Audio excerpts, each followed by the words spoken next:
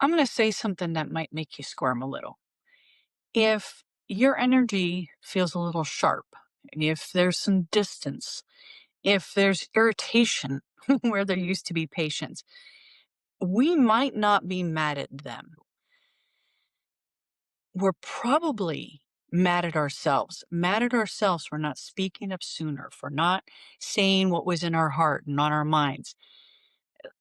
Stay with me here because this one really matters. This is a part that nobody really wants to admit.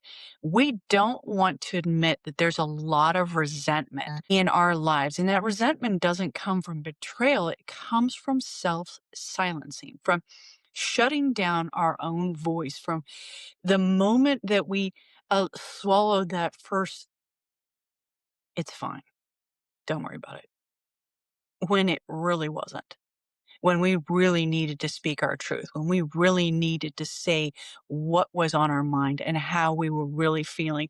From that first time we said yes, when our whole body just said, no, I don't want to do this. I don't want to be here. I don't want to be in a situation that I'm uncomfortable with. We didn't draw that line. We didn't correct the behavior in ourselves. We didn't say the truth while it was still a small thing and easy to say. And instead of addressing it, we stored it. We stored it in our bodies. We stored it in ourselves quietly and politely and with a smile. Yeah, everything's okay. When in actuality, we know that it wasn't. Let's be honest. Most people didn't do us wrong all at once. They kept doing it over and over again, and we silently allowed that. We allowed those boundaries to be crossed. Even the small boundaries that we thought, that's not a big deal. We wanted to be easy, understanding, low drama, low maintenance, be the bigger person, do the right thing. So we minimized ourselves. We adjusted our expectations. We told ourselves it's not worth bringing it up. It's not worth the trouble. It's not worth starting a fight over. I can push it aside and not worry about it. Until one day it really was. It was a problem. It was this big issue that blew everything up. And suddenly we're snapping, we're pulling away, we're emotionally unavailable. Not because the moment was so big, but because that backlog was so full, so overflowing with all the small things that led up into this moment. And that moment may have been a small one, but because everything that we've been holding on to just exploded, and the anger that you feel, it's not just about now. It's about every time that you didn't speak up. It's about every time that you didn't say anything when you needed to. Here's where the real work begins. And yeah, it's uncomfortable. It really is. We need to look inside and see what it is that we really need to speak up for. Sometimes the person we're most upset with is ourselves for staying quiet, for hoping they just get it, they would understand, and for betraying our own boundaries just to keep the peace. Listen closely. This isn't about self blame.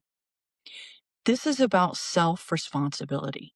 This is about admitting to ourselves that we've been shutting ourselves off from our truth just to keep things at peace, to keep everyone else happy.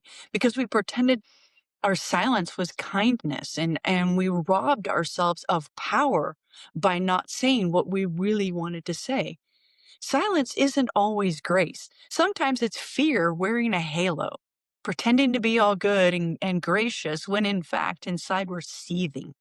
We're so mad because we can't get out what we really want to get out. So what changes everything? This truth. You don't need to explode to be honest. You don't need to justify your boundaries. And you don't need to wait until you're furious to speak. The clearer and the earlier you speak up, the softer it can be. You don't have to figure out what it is that you're saying exactly. Just say it. Say what's on your mind. Resentment is what happens when that truth has been delayed for too long. Speaking up isn't about confrontation, it's about self trust. It's about knowing that you will be able to communicate your emotions and your feelings in a way that is true to yourself. Sometimes you're going to say things that hurts the other person. That doesn't mean that they're wrong. It means that you're just expressing how you feel. And if you say, I feel this particular way, it's a little bit easier for people to understand, okay, that this is your perception, has nothing to do with them. Sometimes it's you saying, I matter enough to be clear. I matter enough to say what's in my heart. And here's the wild part: when you start speaking sooner, you stop carrying that anger that really wasn't meant to be yours. So here's an integration practice for you for this week. Pay attention to that irritation, the small kind, the subtle kind, the kind that you kind of would normally push aside and be like, it's not that important. Just pay attention to it. Don't dismiss it, and don't try to push it down. Just acknowledge that it's there. Just notice it. Because that irritation is often unspoken truth, just asking for a voice, just asking to be heard. So, no, we have not been mad at them. We're probably mad at ourselves for abandoning our own voice. And the good news is that we can stop doing that in one honest moment at a time.